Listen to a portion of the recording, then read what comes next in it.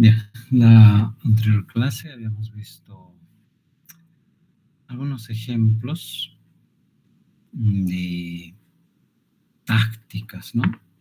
Tácticas para poder hacer frente a lo que es los atributos de alta disponibilidad, ¿no? Y uno de los primeros ejemplos que habíamos visto era el balanceo de carga, ¿no? Y el balanceo de carga de lo que trataba era de si un servidor está recibiendo muchas peticiones, muchas solicitudes, pues hay que distribuirlas, ¿no? En más servidores, en 2, 3, 4 servidores, de tal manera que la carga no va solamente a un servidor, sino se distribuye entre todos los servidores que hayamos podido implementar. Pero aquí un tema importante era cómo hago el balanceo, qué técnica utilizo. O sea, no basta con instalar de repente 3 servidores, sino qué técnica utilizo para poder balancearlos. Uno de ellos era round robin, y quiere decir que el ingreso de cada petición lo voy haciendo de manera circular entre los servidores 1, 2, 3 y la siguiente petición otra vez a la 1, la siguiente a la 2, a la 3, a la 1, 2, 3, etcétera, ¿no? Pero a veces esta solución no es tan óptima porque tal vez hay un servidor que podría ser más lento que otro. Por tanto, va a ir acumulándose de carga porque no puede procesar a la misma velocidad que los otros 2 servidores. Entonces, ahí otras técnicas indican que no necesariamente por round robin hay que hacer, sino por quién está disponible o también por cuánto tiempo te falta para terminar un proceso, ¿no? Entonces, hay varias formas. Luego habíamos visto redundancia, ¿no? Y redundancia de discos, pues hay muchas técnicas, desde RAID 0, que es un solo disco, y el problema aquí es que si falla un disco, pues no hay forma de recuperar los datos, ¿no? En cambio, con RAID 1 tengo un disco alternativo, un disco espejo, en donde los datos pues se van grabando de manera simultánea, ¿no? Que en el disco 0, ¿no? Y así podría tener RAID 5, RAID 6, RAID 10. El problema es que si uno tiene más niveles de RAID, pues es más costoso. Hay que ver también el tema de redundancia, que puede ser por múltiples copias. Y también el tema de hacer la parte de la implementación puede ser un poco costoso, ¿no?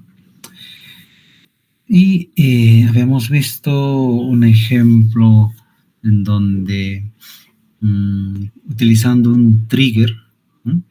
Podíamos enviar los datos de una determinada tabla a otra base de datos, ¿no? Dentro del mismo servidor. Bueno, aquí la ventaja era que como están dentro del mismo servidor, pues se pueden hacer copias sin problemas. Pero otra vez el problema, ¿qué pasa si es que se malogra el disco? Entonces lo recomendable es utilizar un disco y, ¿por qué no?, de repente un gestor de base de datos distinto en otra localidad, de tal forma que si físicamente falla uno de los servidores de base de datos, pues se tiene el otro servidor, y la ventaja es que la aplicación simplemente tiene que ser un switch, como quien dice, de apuntar a la base de datos de anterior, ahora a la base de datos nueva. y con eso se resuelve el problema, ¿no? Entonces, hay muchas formas. Y luego hay otra táctica que es el failover automático. Y el failover automático, pues es un mecanismo de que en caso de que falle un componente, pues el otro componente puede asumir las funciones, ¿no? Es decir, se puede configurar de tal forma que si yo tengo un sistema corriendo y en ese momento hay una falla, pues cuando se pierde la conexión con la base de datos antigua, por así llamarlo, pues automáticamente debe de conmutar, ¿no? Algunos le llaman una conmutación por error, ¿no? Y esta conmutación, pues, se tiene que hacer de manera automática, de tal manera que el componente secundario asume las funciones del componente primario o del principal, ¿no? La ventaja es que pues no hay tiempos muertos, ¿no? O sea, como es de manera automática, pues no se pierde tiempo en tener que parar el sistema y luego direccionar al nuevo, ¿no? Sino se puede hacer de manera automática. Es algo así como que de repente en términos de redes, yo le puedo hacer un ping y si no me responde ese servidor, pues apunto al siguiente servidor, ¿no? Por ejemplo. De la misma manera con base de datos, ¿no? Si tengo algún problema, la base de datos que está en un determinado host y con un determinado puerto, si no me responde, entonces tengo que hacer una conmutación de manera automática hacia el otro servidor. La otra táctica es actualizar y pues hacer mantenimientos, ¿no? De manera periódica. Normalmente en las empresas pues se tiene mantenimientos programados, es decir, cada 3 meses o cada 6 meses, de acuerdo al volumen de datos, uno va verificando 3 aspectos fundamentalmente. Uno, y qué tanto espacio te queda en el disco. Es usual decir que deberías de tener un sistema activo hasta un 90% de la capacidad del disco, ¿no? Cuando llega a un 90% ya tienes que pensar en liberar espacio o trabajar en otro disco, ¿no? Entonces la primera advertencia sería cuando llegas a un 90% del disco. Otra forma es que en estos mantenimientos tienes que actualizar los índices. Los índices funcionan muy bien cuando uno tiene de repente algún campo que permite ordenarlo para que mi consulta sea más rápida. Entonces, ¿qué pasa si una tabla ya tiene índice y entra un nuevo registro, ¿no? Entonces, tiene la opción de que ese registro que ingresa ya de manera automática vaya a su posición, de tal forma que en la siguiente consulta pues va a responder de manera óptima. Pero a veces sucede que si tenemos muchos clientes y es muy persistente esta forma de agregar datos, pues se tienen que encolar y eso podría causar un poco de lentitud al momento de actualizar los índices. No sé si alguna vez se habrán preguntado, ¿no? Por ejemplo, en el Banco de la Nación, pues normalmente te dicen cuando has hecho algún pago y ese pago tiene que ser reflejado en la universidad, ¿no? O sea, es época de matrículas y hay que pagar la matrícula, pero no te puedes matricular ese día, sino al día siguiente, ¿no? Repito, en el Banco de la Nación, porque en los otros bancos sí es casi instantáneo, ¿eh? En un par de minutos ya puedes tener actualizado. Pues el problema es que a veces el Banco de la Nación pues hace sus actualizaciones en bloque por la noche, o sea, cuando ya todas las cajas están cerradas y tiene ahí una cola de, digamos, de actualizaciones que hacer. Entonces los hace como en un archivo batch, de tal manera que para el día siguiente está todo actualizado, ¿no? Entonces, en esos casos, pues hay que programar los mantenimientos, ¿no? Dependiendo a diario, semanal o mensual, donde necesitas de repente planificar en qué horario estaría libre, de tal manera que no alteres, ¿no? El funcionamiento del sistema. Porque si esta actualización lo haces probablemente al mediodía, pues todo el mundo está trabajando y vas a perjudicar a muchos, pero muchos clientes, ¿no? Entonces, por eso es bueno tener un plan de mantenimiento. La otra táctica es tener un monitoreo y alertas, ¿no? Es decir, utilizar algunas herramientas que te permiten monitorear para supervisar el estado del sistema, ¿no?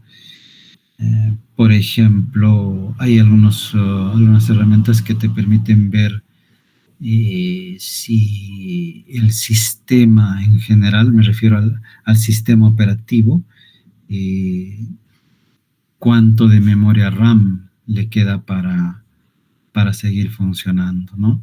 De repente hay otros procesos que no es la aplicación que tú has instalado, sino otros procesos que están empezando a consumir demasiada memoria. De tal forma que la memoria general está disminuyendo, ¿no? Igual, cuando llega a un 20% ya te debe de alertar que hay poca memoria en el sistema operativo. Pero claro, esto podría afectar al funcionamiento de tu aplicación y por eso es que es necesario verificar cuánto de memoria RAM todavía le queda. Entonces, ir monitoreando algunos aspectos generales como memoria, disco, pues es una tarea importante para que tu aplicación no pueda sufrir fallos, ¿no? Y la idea principal es detectarlos a tiempo y, ¿por qué no?, notificar o alertar, ¿no? De que hay algunos problemas con memoria, hay poco espacio ya en el disco, etcétera.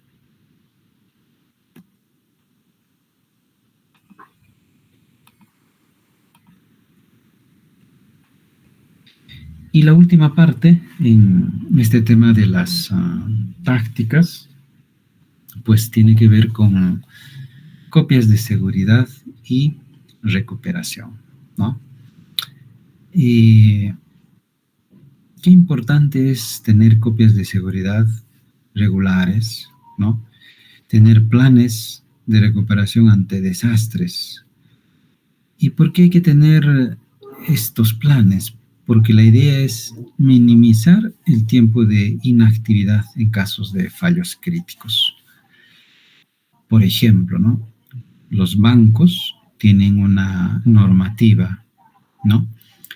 Eh, si hay un fallo en la energía eléctrica, ellos tienen que tener un suministrador de energía eléctrica alterna, que puede ser con un motor, puede ser con panel solar, puede ser de cualquier forma. Pero lo cierto es que no pueden dejar de operar, especialmente en su horario de trabajo, ¿no? Pero, ¿qué pasa si es que este fallo de energía eléctrica es prolongado? O sea, de repente el motor de respaldo que tú tienes te puede durar una hora. Y pasa que la empresa de suministro eléctrico todavía no resuelve su problema en más de una hora.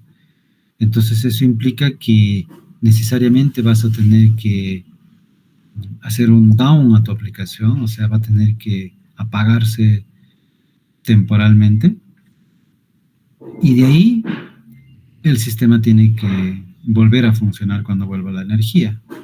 Entonces, debe de haber un plan, ¿no? En caso de desastres, cuáles son los pasos a seguir, ¿no? Por ejemplo, si no hay energía eléctrica, paso uno, activar la energía secundaria mediante un motor que funciona con gasolina, por ejemplo, petróleo, qué sé yo. Paso número dos, esperar el tiempo de una hora, eh, porque el motor va a funcionar una hora con gasolina. Y después de eso, el paso número tres sería, pues, en caso de que vuelva la energía, todo sigue funcionando, pero si no vuelve la energía, hay que paralizar el servidor y luego de repente anunciar a los clientes de que va a haber una interrupción, ¿no? Y paso número cuatro, cuando vuelve la energía, volver a levantar los servidores, ¿no? Entonces, si, no sé si alguna vez han visto, pero hay algunos bancos que te dicen, no, mira, no hay sistema, especialmente en Banco de la Nación, ¿no? Yo he visto bastante. No hay sistema, ¿ok? Pero no saben por cuánto tiempo no va a haber sistema. ¿Por qué? Porque no tienen tal vez la energía eléctrica o no tienen la energía alternativa, ¿no? Como generalmente lo tienen los bancos privados. Entonces, no hay un plan de recuperación en el caso de este banco estatal, ¿no? Y por último, tenemos la escalabilidad, ¿no? Como una táctica. Y consiste pues en que diseñar el sistema para que pueda ser escalable fácilmente ante aumentos de carga, ya sea horizontal o vertical.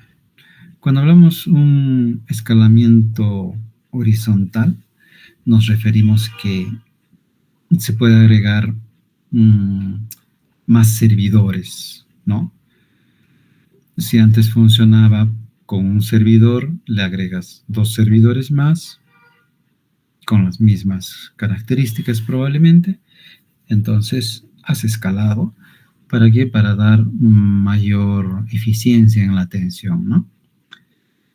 Y verticalmente quiere decir que voy mejorando los recursos que tenía el servidor. Por ejemplo, tenía de repente 16 gigas de memoria RAM el servidor.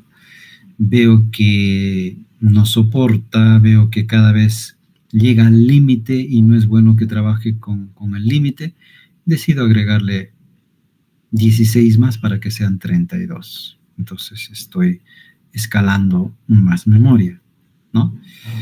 Ahora, eso sería a nivel de hardware, pero a nivel de software, pues de repente he podido mejorar alguna característica, alguna funcionalidad, de tal manera que va a tener mejor rendimiento. Entonces también es un escalamiento vertical porque lo que estamos haciendo es mejorar el uso de los recursos, ¿no? Entonces, esas serían las tácticas, en resumen, que la anterior clase pues habíamos iniciado y faltaba aclarar alguno de ellos. ¿Ya? Bien. No sé si tienen alguna pregunta hasta aquí.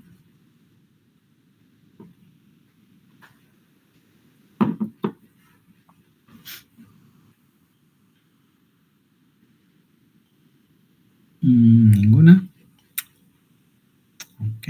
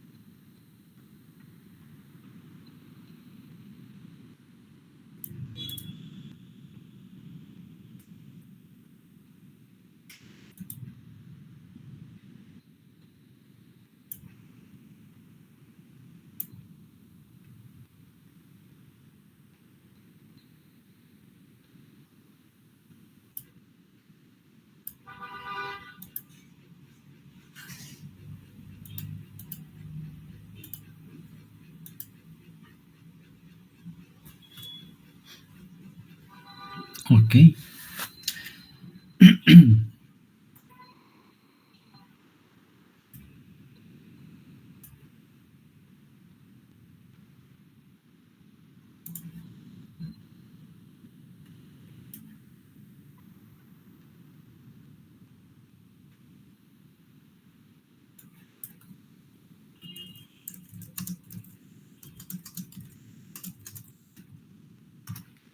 Vamos a ver ahora mm, arquitectura basada en eventos. Es una arquitectura bastante utilizada también, especialmente cuando hay aplicaciones IoT que puedan utilizar sensores, o también en microservicios se utiliza bastante eh, cuando necesitamos tener comunicación entre productores y consumidores, ¿no?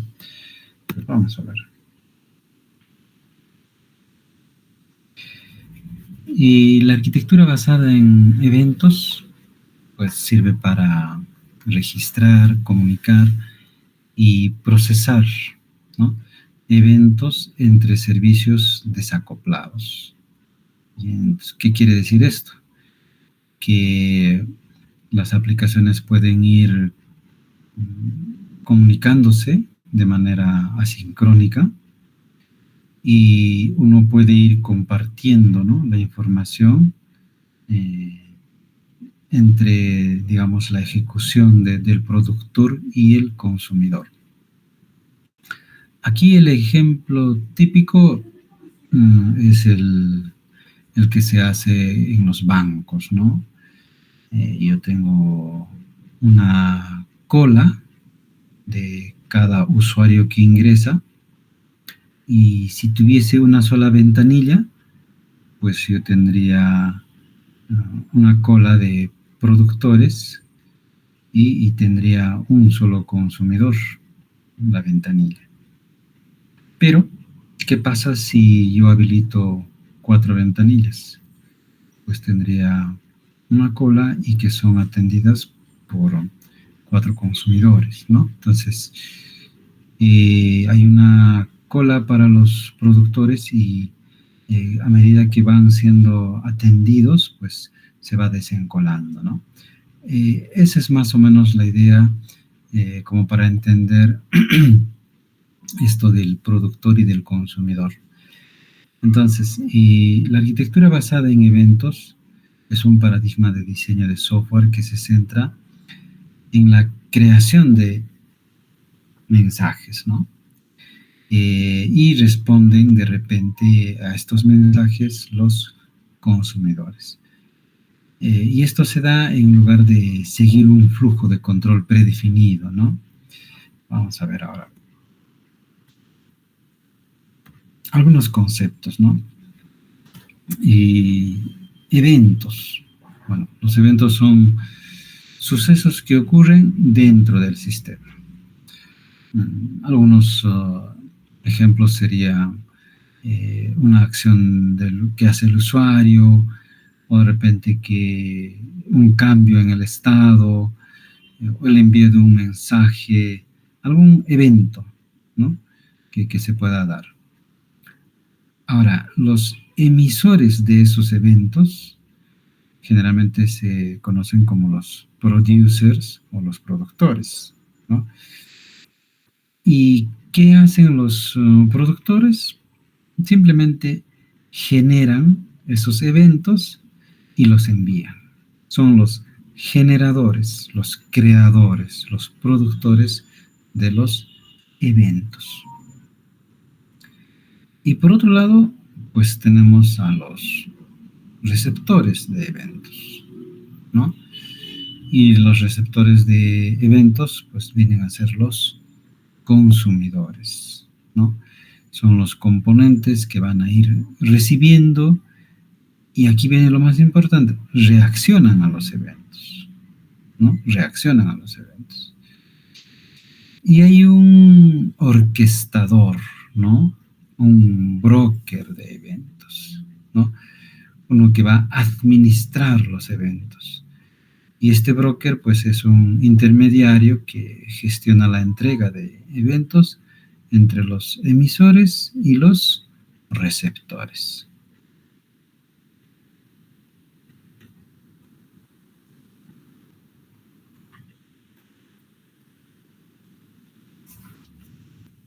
Vamos a ver ahora las ventajas de esta arquitectura basada en eventos. Y la primera es el desacoplamiento. ¿Qué quiere decir? Que los emisores y los receptores no necesitan conocer la existencia uno del otro, ¿no? O sea, ambos residen independientemente, ¿no? Y esto pues permite que haya mayor modularidad y que se pueda dar también mayor mantenibilidad. La otra ventaja es la escalabilidad. Es más fácil escalar partes específicas del sistema según la carga de trabajo, ¿no? Y entonces, esto nos va a permitir, pues, que si hay un exceso de carga en la parte de los productores, pues hay que ver alguna estrategia de hacer un balanceo. O por el contrario, si los consumidores de repente consumen rápido y casi siempre está vacía la fila, la cola de los productores, pues hay que ver también alguna estrategia, ¿no? Entonces, eso te permite la escalabilidad. Y la otra es la reactividad, es decir, los sistemas reaccionan o responden en tiempo real los cambios, ¿no? Y estos cambios se producen, pues, por los eventos que se van generando, ¿no? Entonces, esto da una mejor experiencia para el usuario.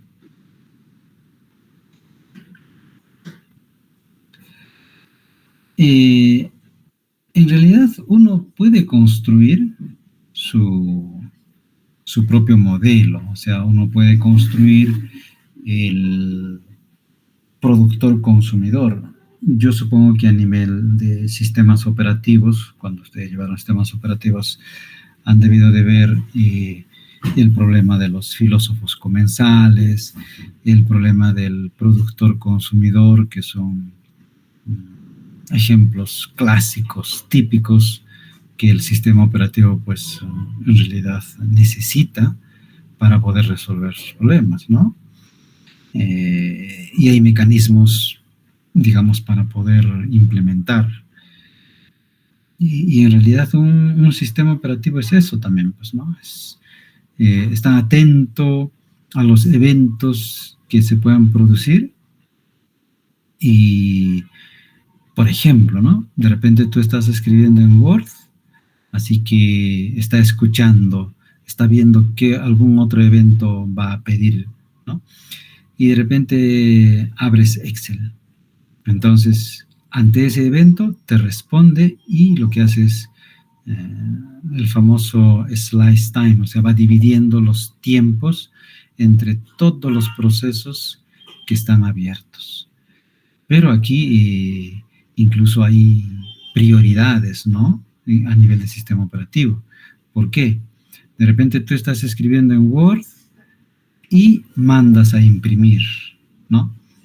Entonces la impresora no puede decir, mira, voy a esperar un tiempo porque los demás procesos están todavía siendo atendidos. La impresora tiene prioridad alta. Quiere decir que ni bien el sistema operativo se entera, pues le da prioridad a la impresión. En otras palabras, como que deja de hacer otras cosas y le da prioridad a la impresión, ¿no? Y de ahí, cuando termina, pues vuelve normalmente a la cola, ¿no? Entonces, a nivel de sistemas operativos, seguramente han visto ustedes lo que es el productor consumidor. No es difícil implementarlos, pero la lógica de cómo funciona me imagino que la tienen clara. Ahora, ya existen productos como por ejemplo Apache Kafka, ¿no? ¿Qué es Apache Kafka? Pues es un sistema ya que fue desarrollado con el objetivo de tener mensajería de manera distribuida, ¿ya? Está hecho por Apache y tiene pues la tarea fundamental de actuar como un broker, ¿sí? ¿De qué? De eventos, o sea, va administrando los eventos, tanto lo que se produce y lo que se consume, los va administrando, ¿no? Y tiene pues algunas características importantes. Apache Kafka es altamente escalable, es resistente a fallos, tiene alta capacidad de procesamiento. A ver.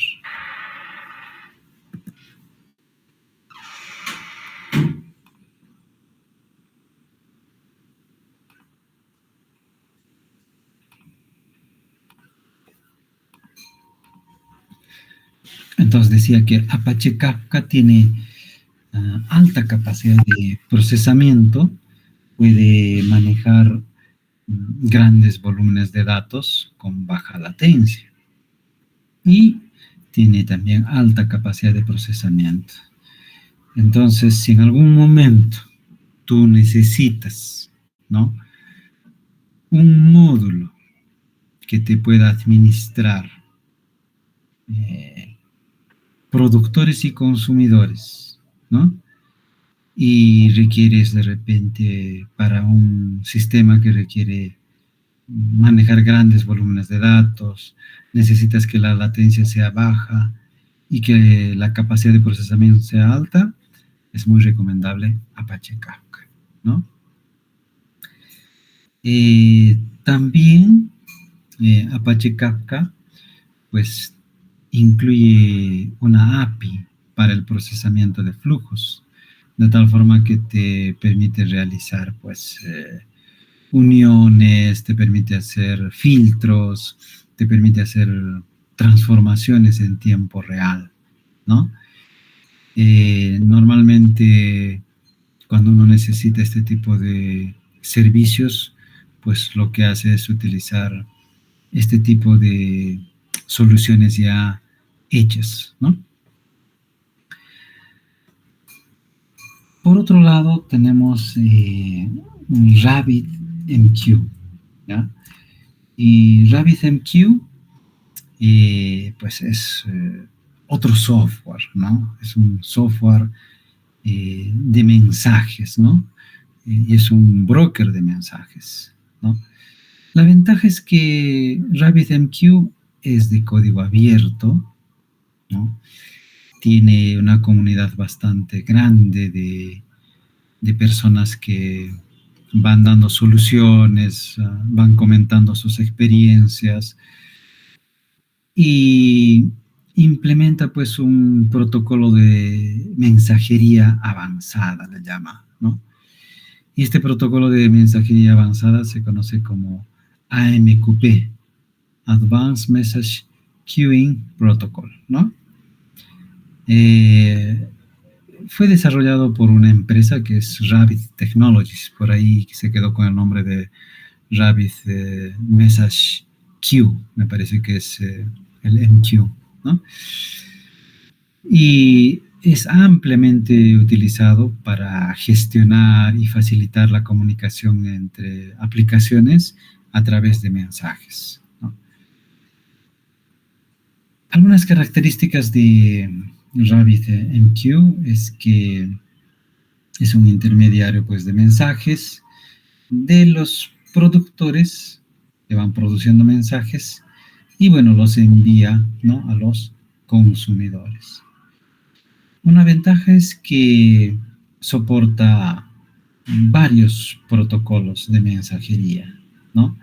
Soporta HTTP y soporta también AMQP, que es un protocolo nativo, también soporta MQTT, soporta varios protocolos, ¿no? Bueno, también es de alta disponibilidad, puede configurarse para replicar colas en múltiples nodos, ¿no? Y bueno, por supuesto, esto hace pues que tenga alta disponibilidad y resiliencia, ¿no? También tiene la característica de ser escalable, permite escalar horizontalmente mediante la adición de más nodos al clúster, ¿no? Y una característica interesante es que como es de software libre, la comunidad va generando algunos plugins para poder mejorar su funcionalidad o extender algunos elementos funcionales que son necesarios, como el tema de autenticación, autorización, monitoreo, etcétera, ¿no? Ahora, permite manejar pues las colas con una entrega de mensajes FIFO, que es el first in y first out. Es decir, que el primero que entra, pues debe de ser el primero en ser atendido, ¿no? Aunque hay la opción de algún componente donde te puede también dar algunas prioridades a ciertos mensajes que requieren ser atendidos de manera rápida, ¿no? ¿Qué más? Tenemos otro que es de Azure, ¿sí? Y en el caso de Azure se llama Event Hubs y es una herramienta también muy buena. Por supuesto que como Azure es una empresa de desarrollo, pues tiene costos, ¿no? El tener que implementar dentro de su plataforma.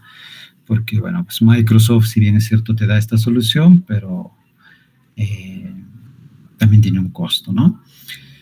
Bueno, entonces Azure Event Hubs es un servicio, ¿no?, que te permite también, ¿no?, administrar estas colas, tanto de productor como de consumidor, y es administrado netamente por Microsoft Azure, ¿no? Entonces, esta administración se puede hacer en tiempo real, también es escalable, y algo interesante es que es compatible con Apache Kafka, ¿no? Entonces, esto permite pues que los clientes y los que usan Apache Kafka se pueden comunicar con Event Hubs de Azure, ¿no? E incluso se pueden intercambiar ¿no?, los mensajes entre ambos. Y algo importante de Event Hub es que le da bastante seguridad y tiene algunas certificaciones de seguridad como CSA, ISO SOC, PCI también creo que tiene. Y esto pues sí le da una garantía para que cuando las empresas lo quieran utilizar, pues estos certificados de seguridad le dan mejor prestancia, ¿no? Porque se supone que si tiene certificado es porque está bien validado y no debería de fallar, ¿no? Entonces, estos son los ejemplos de uso de una arquitectura basada en eventos. Eh, Vamos a hacer una prueba de RabbitMQ, yo creo que sería lo más rápido. Antes voy a llamar lista, así que atentos por favor a la lista. Yo voy a utilizar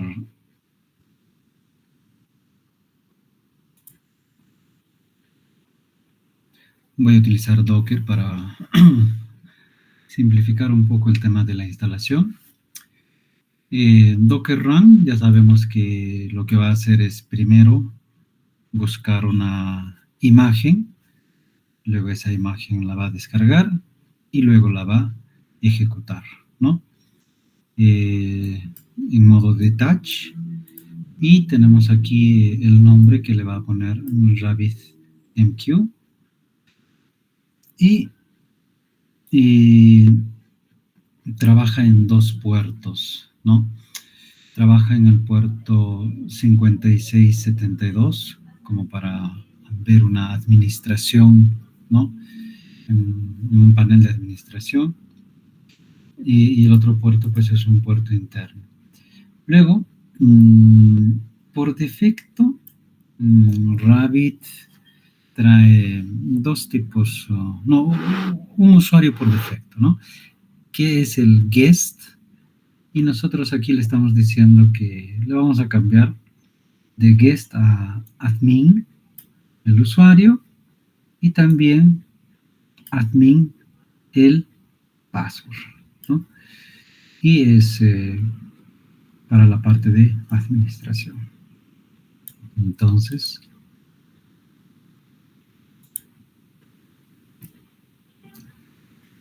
en este momento no tengo nada en ningún contenedor, he tenido que eliminar para que no haya algunos conflictos con puertos, etcétera.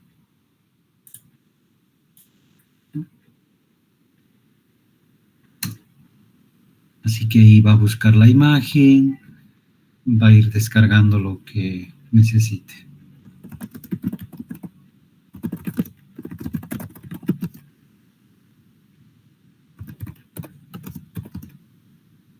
Y listo.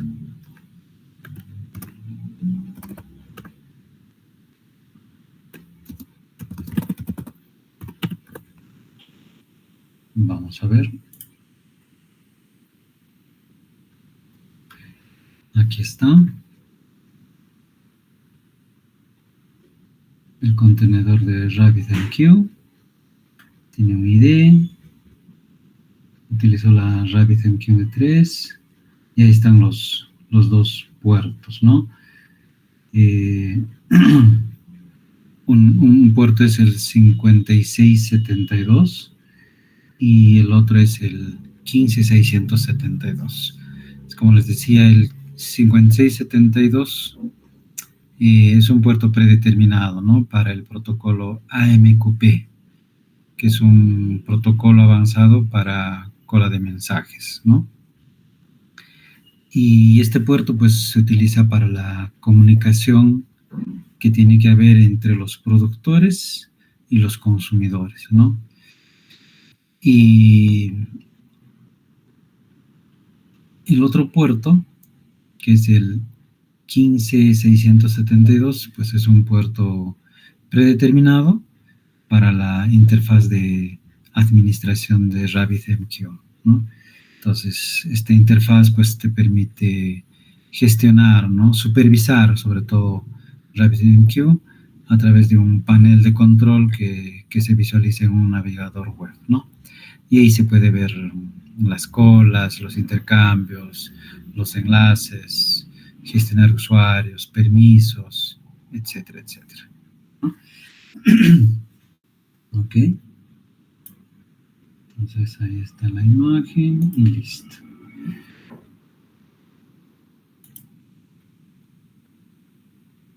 Ahora, vamos a ver un primer punto que es el de producir, ¿no?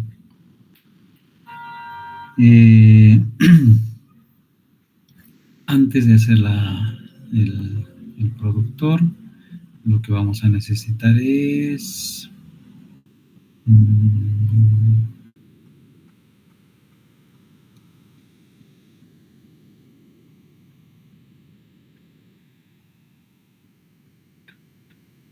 una librería de PHP. Es que necesitamos utilizar el composer require PHP -amcupelif slash amcupelif.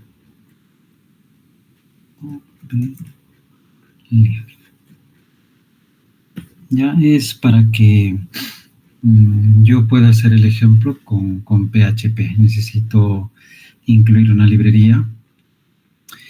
Bueno, se puede hacer con Node.js, con PHP, con cualquier lenguaje, ¿no?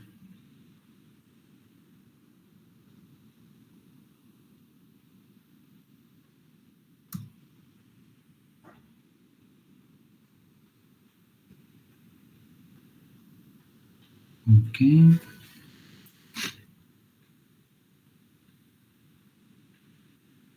Y listo. Ya. Ok. Ahora sí. Entonces ya tenemos ya la librería para que funcione con PHP. Y el produce, ¿no? El produce,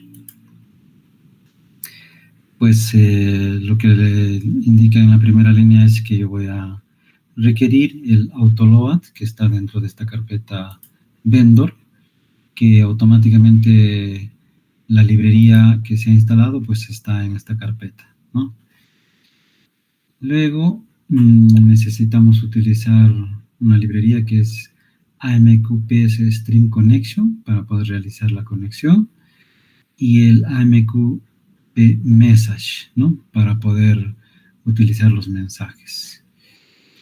Entonces, como habíamos indicado que la comunicación de mensajes se hace a través del puerto 5672.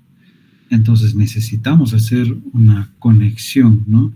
A Rabbit, ¿sí? Necesitamos hacer una conexión, ¿ok?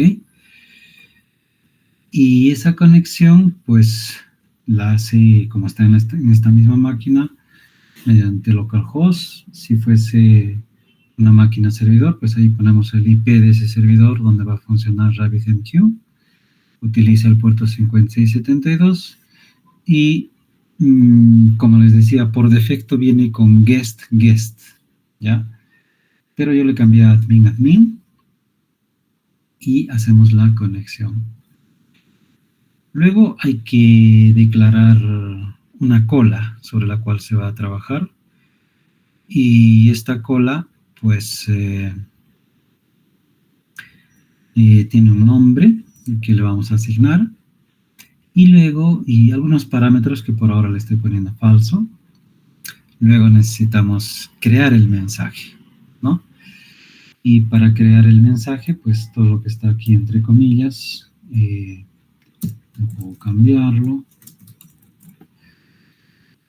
Y finalmente, pues lo que le digo es que agregue, ¿no? A esa cola, a mi cola, este mensaje, ¿no? Y finalmente, pues que aquí, de repente,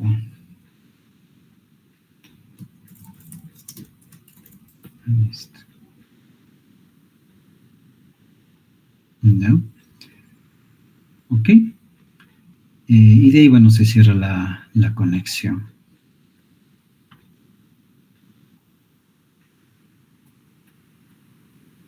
Bien. Ahora, primero tendríamos que probar el panel de control, ¿sí? Y para ver el panel de control, lo único que tenemos que hacer es invocar al administrador. En este caso, el administrador pues está en un localhost y el puerto por el cual nosotros podemos ver el panel de administración es 15672. ¿Ya? Entonces aquí le habíamos puesto admin y admin.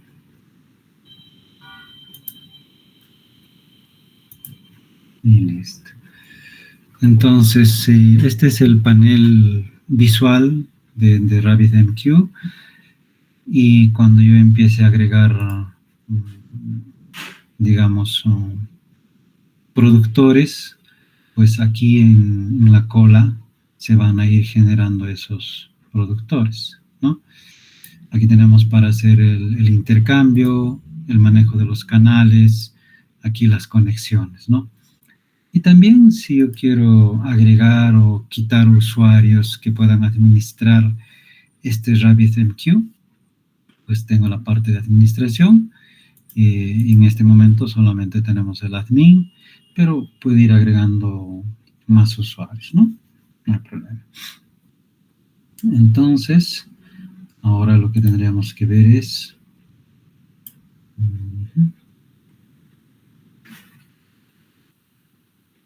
A ver, vamos a ver PHP, produce. Ok. Entonces aquí me dice que ha enviado el mensaje. Entonces vamos a ir a ver si aquí se ha generado. Efectivamente, aquí se ha generado una cola que se llama mi cola y me dice que está corriendo y hay uno que se ha encolado, ¿no? Hay uno que se ha encolado. Y por allí de repente yo podría cambiar y enviar otro mensaje. Supongamos así. Y así. Y lo grabo. Y otra vez desde aquí, pues voy a producir otro ítem, ¿no? Y si lo veo aquí en la cola, probablemente se va a actualizar, ¿no? Ahí está, ya tenemos dos, ¿no? Ya tenemos dos. Esta es la forma de cómo trabaja, ¿no? Para poder hacer los encolamientos aquí en RabbitMQ, ¿no? Ahora, lo que yo he hecho es una invocación desde un programa. O sea, esto yo lo puedo poner o puedo llamar desde cualquier programa simplemente a PHP y produce.php y funciona. Pero también, o por supuesto que desde su panel de administración yo puedo ir agregando colas, ¿no? Entonces aquí tiene, le puedo poner, no sé, ventanilla,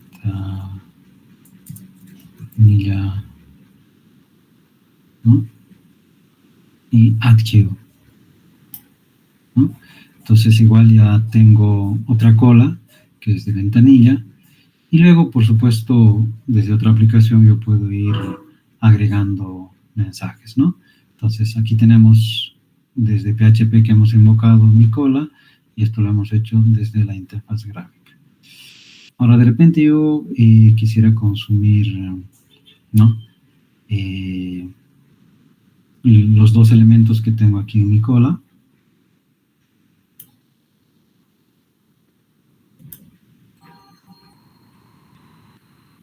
Entonces, para poder consumir, igual, yo utilizo la librería de PHP para que trabaje con RabbitMQ. Luego hago la conexión, ¿no?, al mismo servidor mediante el mismo puerto. O sea, por el mismo puerto se produce y se consume también elementos, ¿no? Y luego lo que yo hago es declaro sobre la cola que voy a consumir, que es mi cola, y luego pues le pongo un mensaje simplemente, ¿no? Para que me indique que debo presionar control C para salir, ¿no? Y para procesar ese callback, pues simplemente con este mensaje que le vamos a poner hecho, vamos a verificar de que fue consumido, ¿no? Y luego dice escuchar mensajes de la cola. Entonces voy a escuchar lo que tengo en esa cola y finalmente voy a cerrar la conexión, ¿no? Entonces, y eso lo tendría que hacer en otra ventana para que se pueda visualizar. Entonces tendré que poner aquí, voy a subir un poco, PHP, consume.php. Y me dice, ¿no?, que tenía dos mensajes y he consumido los dos mensajes, ¿no?, que había. Ahora, si nosotros nos vamos aquí al panel de control, pues en mi cola habían dos y al ejecutar no he consumido los dos y ya me queda cero, ¿no? Entonces, en síntesis, lo que me permite hacer RabbitMQ es poder utilizar, ¿no?, cuando yo necesite administrar productores y consumidores.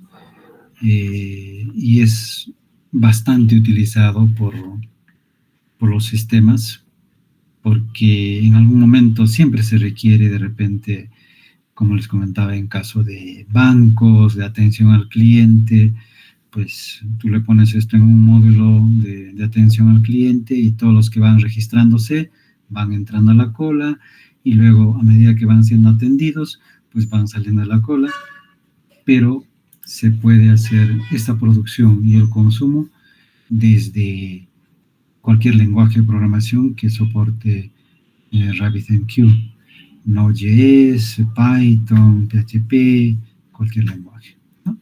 Entonces, eso es lo que les quería mostrar.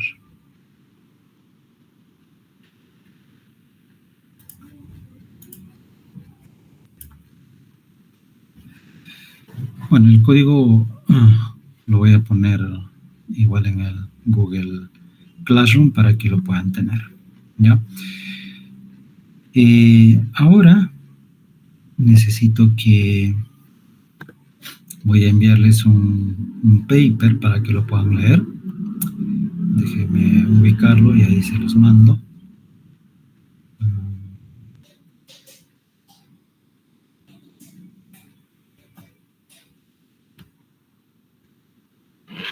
Denme 5 minutos. Voy a ponerlo en el Google Classroom. Son varios papers, pero voy a poner primero dos y ahí les voy indicando qué vamos a hacer en esta parte, ¿ya? Entonces, denme por favor unos minutos mientras lo pongo en Google Classroom.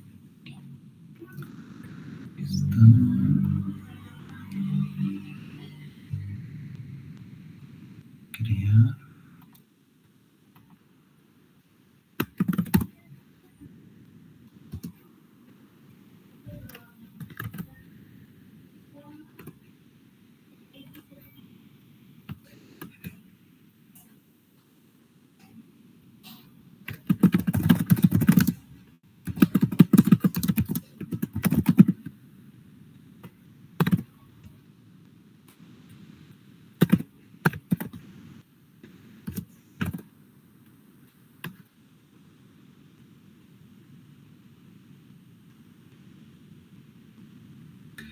Ok.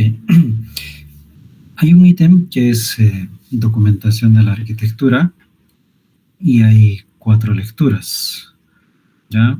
Y el primero tiene que ver con una documentación en donde indica pues que hay un modelo 4+1. El tema 2 habla de el Golden Age, ¿no? Una época dorada para la arquitectura de software. Luego el tema 3 dice Who needs an architecture? Who needs an architect? Un tema también de reflexión.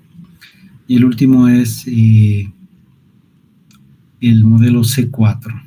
¿Ya? Entonces, eh, van a leer ustedes estas lecturas y van a hacer un resumen en diapositivas y lo van a exponer ahora. Entonces, lo que nos queda es cómo nos distribuimos estas 4 lecturas. Entonces, son 7 grupos. Vamos a hacer que cada 2 grupos puedan leer un tema. ¿Está bien? Y creo que el más corto es de Golden Age, así es que solo va a ser uno. Ya. Entonces lo voy a poner en el chat cómo va a ser.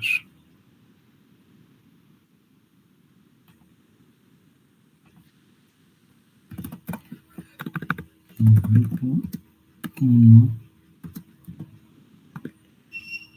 y grupo 2 sería tema 1.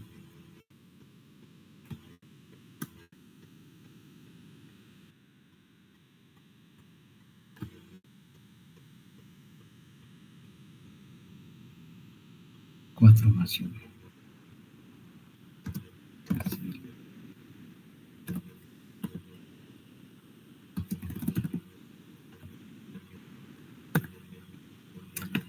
Luego el grupo 3 y el grupo 4.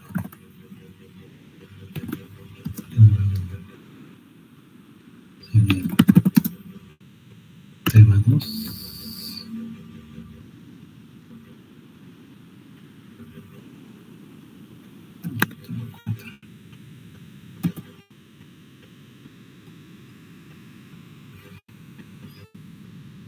Y este es el tema 4 es C4 Model.